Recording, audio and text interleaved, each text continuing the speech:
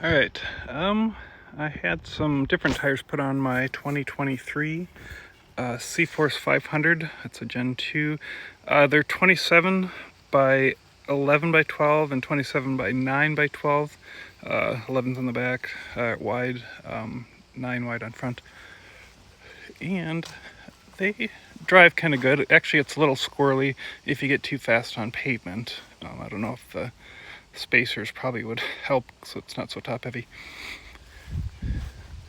but turned out okay. And then the Gen 1, this is a 2021 CFORCE 400, so I put the tires that were on the 500 onto this one because these are 25-inch tall and it had a 24-inch tall on it before, so lets it sit up a little bit higher. But then also added the hand guards on both the 400 and the 500. And I did get a storage or luggage rack, or a storage container actually for the back, but I took it off just for right now. Good stuff. So just have it sitting there just for the time being.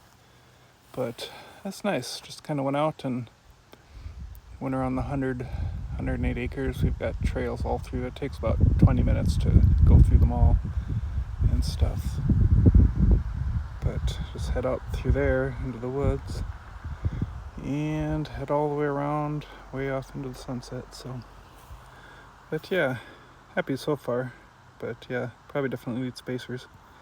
Get the wheels out there a little bit.